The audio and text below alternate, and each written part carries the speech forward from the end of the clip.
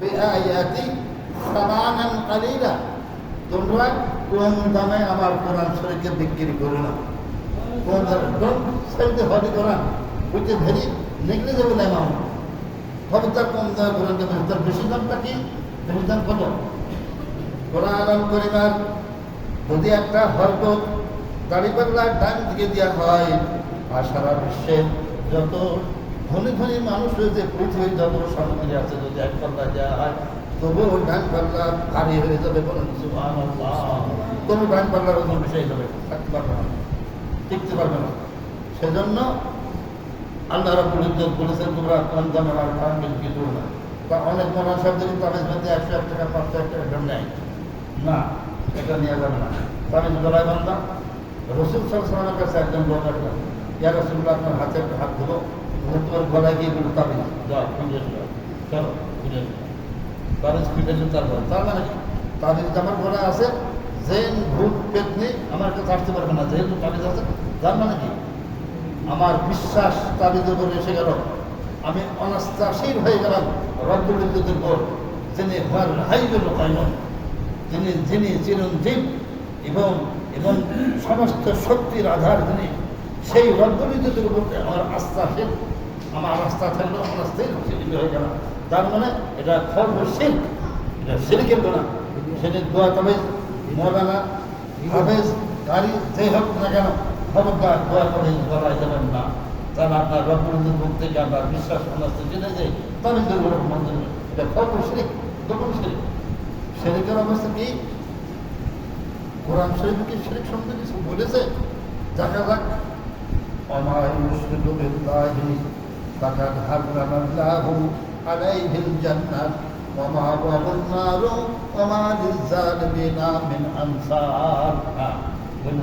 সূরা আল-ইমরানের মধ্যে আয়াত নম্বর 91।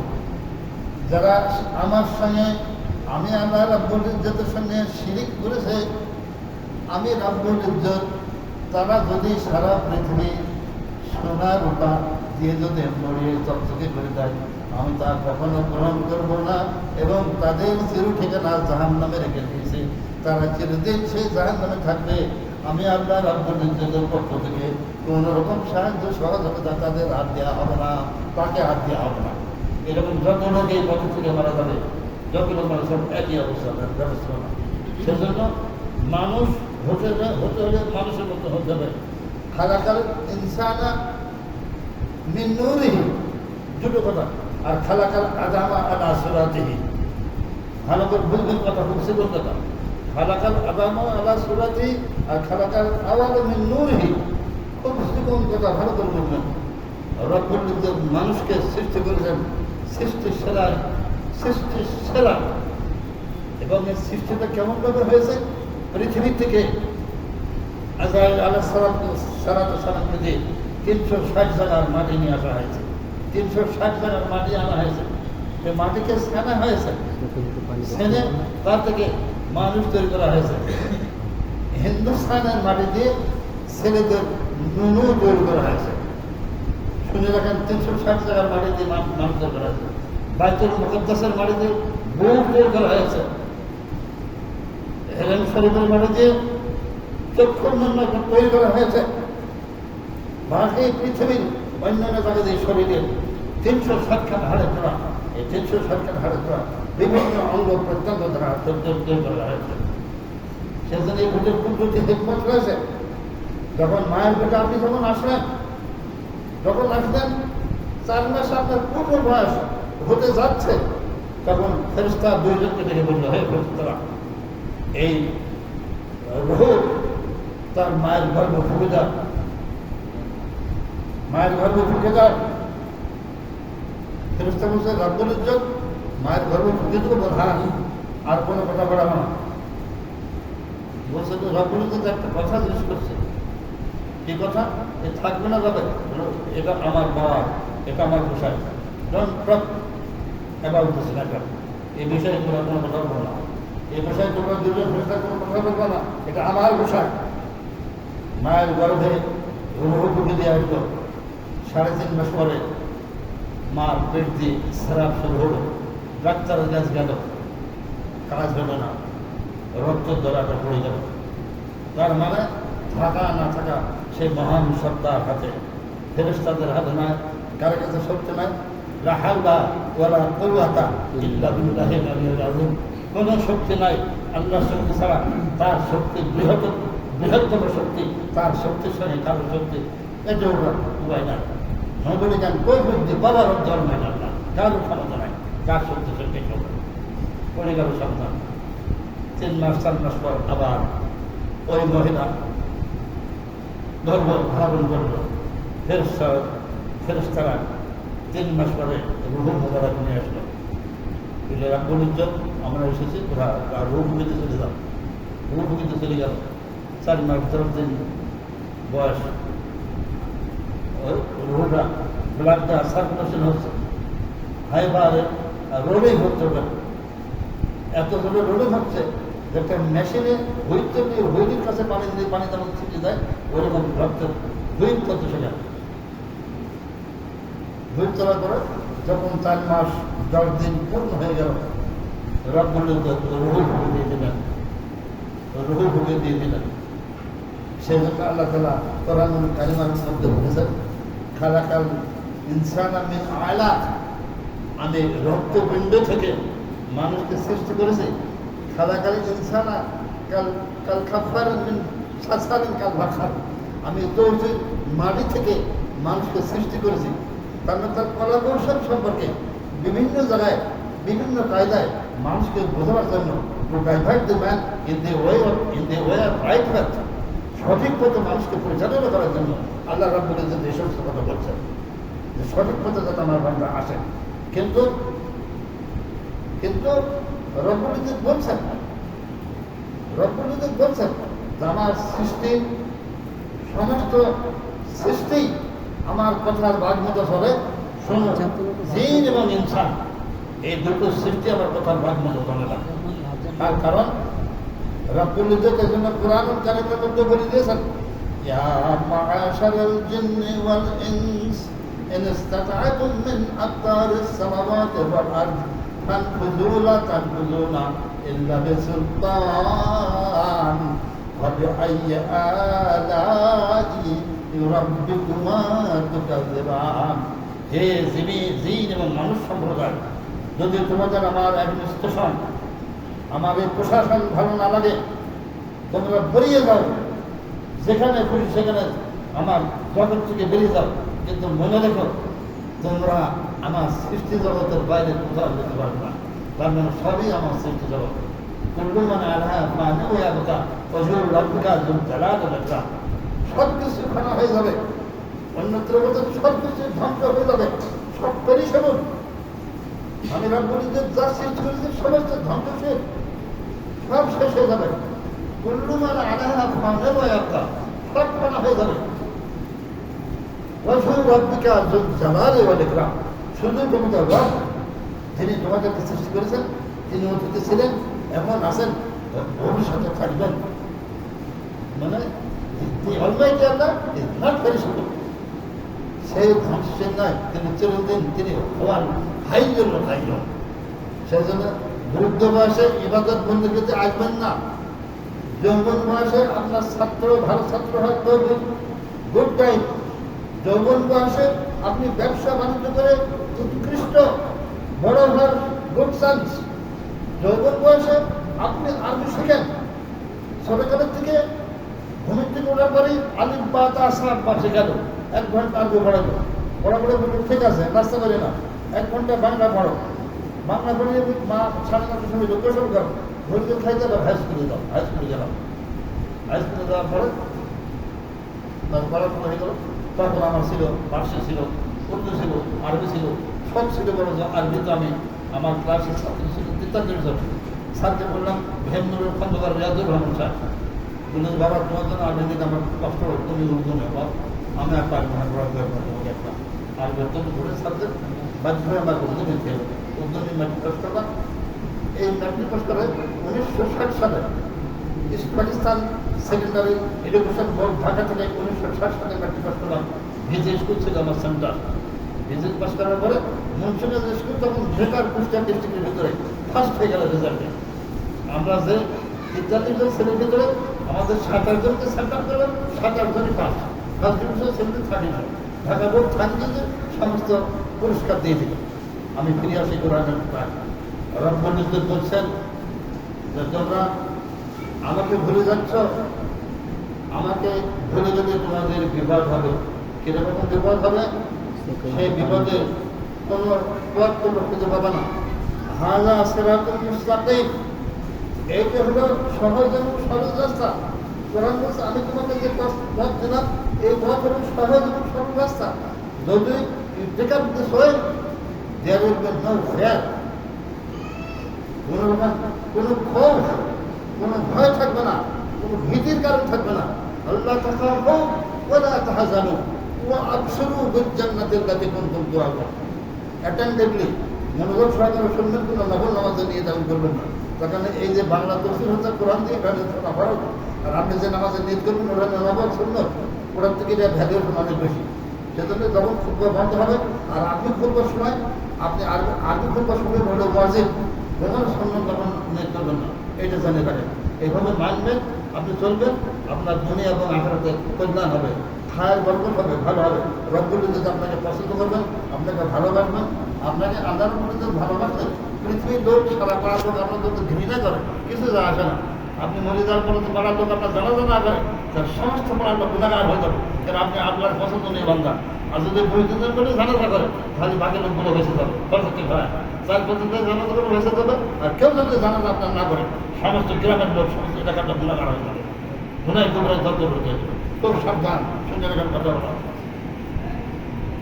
তারপরে এই যে কথা, ইমানের কথা, পাখিগুলো রব্বুল ইজ্জত সৃষ্টি করেছেন যে কুল্লু মান আলাইহা ফান ওয়া ইয়াবকা, আমি সৃষ্টি করে যা কিছু সব ফানা হয়ে যাবে। পাখিগুলো থেকে সৃষ্টি করে জন্মনা যে বাঘ ভালুক পশু যারা বসবাস করে সবই আল্লাহর সৃষ্টি। কিন্তু তারা কি এই সৃষ্টি চলাফেরার ভিতরে তারা তাদের ইবাদত বন্দী করে, আমরা বুঝি না। হযরতে সুলাইমান আলাইহিস সালামকে কীট পতঙ্গ পিপিলিকার ভাষা বোঝার জ্ঞান ওনাকে দিয়েছিলেন, সেজন্য বুঝতেন। দাউদ আলাইহিস সালামের কাছে সমস্ত ধাতুবিন্দ, লোহা, ইস্পাত, স্টিল ওনার হাতে দিলে পানির মতো গলে গলে গলে গলে যেত। উনি সাইজ মতো অস্ত্র যা কিছু তাই করতেন, ওই ক্ষমতা ওনাকে দেওয়া যেত।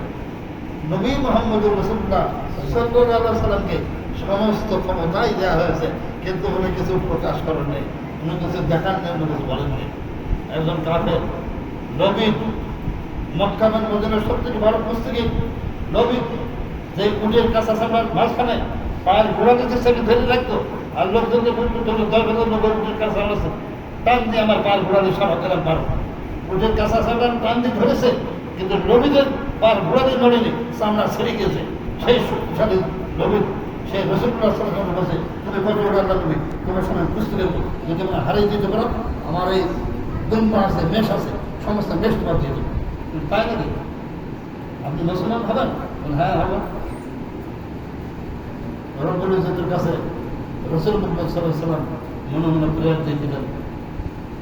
আল্লাহ বলে, হ্যাঁ ঠিক আছে, যাও লোকদের সঙ্গে করো। লোকদের সঙ্গে কুস্তি শুরু হয়ে গেল, কুস্তি শুরু হয়ে গেল। 1 মিনিটের ভেতরে লোককে চিৎকার ফেলে দিল। লোক দুটো বছর আমার ধরে এসে ঠিকঠাক করে আমার দেবতার নাম করিনি, দেখি দেখি আবার ধরি, আর একবার ধরি, ধরলো 8 মিনিটের মধ্যে চিৎকার ফেলে দিল, বলে আমার ঘুরে নিয়েছে, আর একবার ধরো, ধরলো বিশ্বের মধ্যে কয়েক সেকেন্ডের মধ্যে চিৎকার ফেলে দিলেন। বলে তুমি মুসলমান হও? বলে না, আমি যে পালের মেষ দিতে চাইছি সেই মেষগুলো আমি দিয়ে দেবো, তোমার মেষ আমি দেবো না। তোমার মুসলমান হওয়ার কথা ছিল, তুমি মুসলমান হয়ে না? বলে না,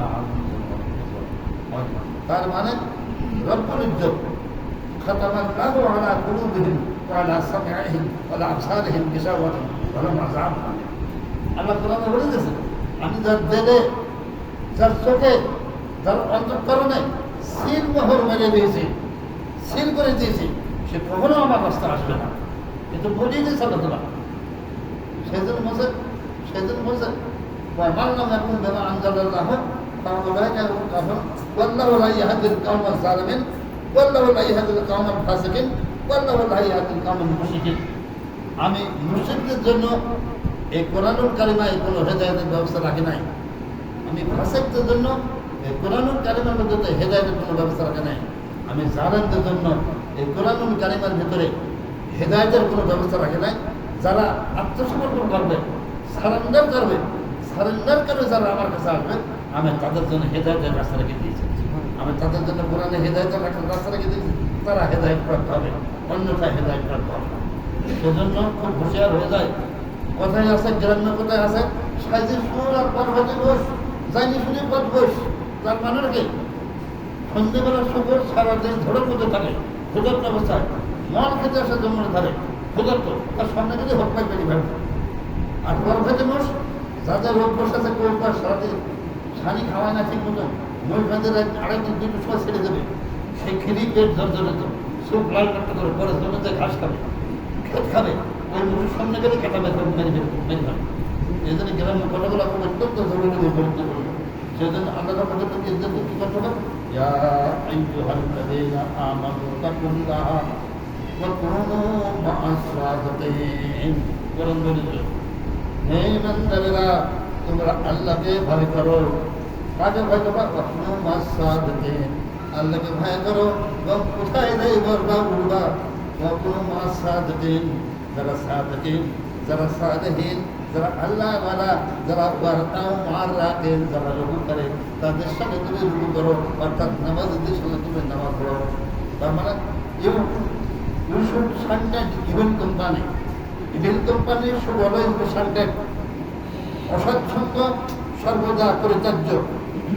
অসৎ সঙ্গে কোনো সময় মিশবে না, সবসময় পরিত্যাজ্য। আল্লাহ বলেছে কোনো মাস সাথে যা সাথের সাথে করতে দাবা খেলা, ফাঁস খেলা, ঘর খেলা, সর খেলা, এ খেলা যাবে না। এই ঘর খেলা, সর খেলা সব তো আল্লাহ কোরআন কারিমার মধ্যে আল্লাহ বলেছেন, ইয়া আইয়ুহাল্লাযীনা আমানু ইন তানসুরুল্লাহা ইয়ানসুরকুম ওয়া ইউসাব্বিতু আকদামাকুম। অন্যটা এখন হয়ে গেলে কথা বলছি, ইয়া আইয়ুহাল্লাযীনা আমানু ইন তানসুরুল্লাহা ইয়ানসুরকুম ওয়া ইউসাব্বিতু আকদামাকুম। হে ইমানদারেরা, ইন তানসুরুল্লাহা, তোমরা কি করো? আল্লাহকে ভয় করো, আল্লাহর ভয় করো। সব ইয়ানসুরকুম, আল্লাহকে সাহায্য করো। নাসারা শব্দ অর্থ সাহায্য করো। ইয়া আইয়ুহাল্লাযীনা আমানু ইন তানসুরুল্লাহা ইয়ানসুরকুম। যদি তোমরা আল্লাহকে সাহায্য করো, তাহলে আল্লাহ তো অদ্ভুত করো। বলো হো আল্লাহু আহাদ, তুমি বলো হে আল্লাহ রাসূল, আপনি বলুন বলো হো আল্লাহু আহাদ।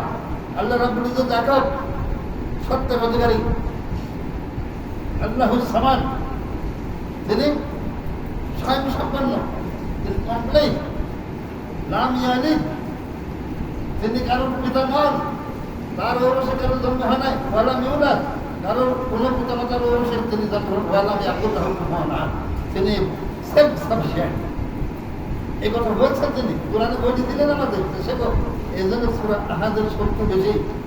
একজন সাহাবা সবসময় কোরআন নামাজ পড়ায়, আর একজন সাহাবীরা রাসূলুল্লাহ মুহাম্মদ সাল্লাল্লাহু আলাইহি ওয়াসাল্লামের মানুষ ছিলেন, এরা জন্য অনুসরণ করে চলা একলাস দিয়ে নামাজ পড়া ডাকলো না, তুমি সবসময় সূরা একলাস দিয়ে নামাজ পড়ো।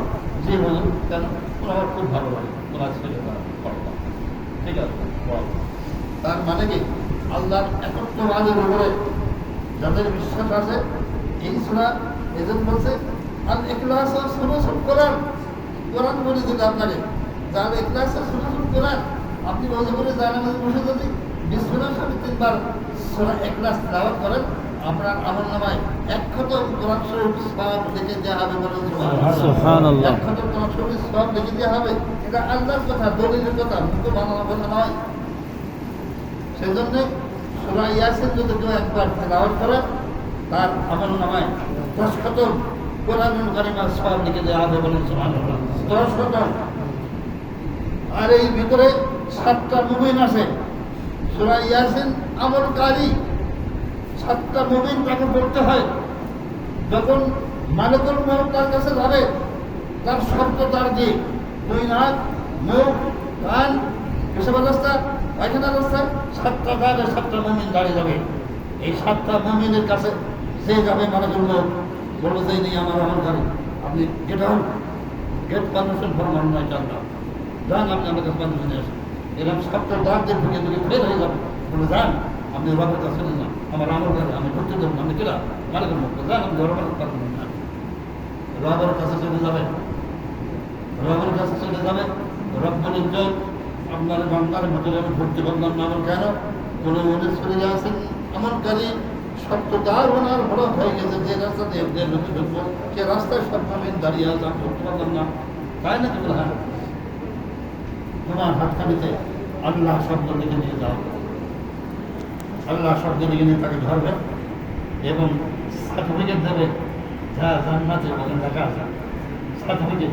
তখন সে খুশি হয়ে যাবে, মানে কোনো তার ভিতরে ঢুকে তার জানকে কবজ করে নিয়ে যাবেন। বলেন সুবহানাল্লাহ, সুবহানাল্লাহ। 7 মিনিট বলেন, আর 7 মিনিট। সেজন্য আমরা আল্লাহ রাব্বুল ইজ্জতের পথে এবং মোটে এবং তার কথা মতো চলি। যদি আমরা তার কথা মতো চলি তাহলে আমাদের পৃথিবীর বুকে কোনো ভয় থাকবে না। আর যুবক ছেলেদের জন্য আমার এখন তোমাদের মুসিদার ধর অনেক বেশি। তার কারণ যৌবন বয়সে বিক্ষিপ্ত মন, এটা কোনো মন চুরি ডাকাতের রাহাজানি ঘুষি ঘুষাঘুষি বাদাম কুস্তি বিভিন্ন মন।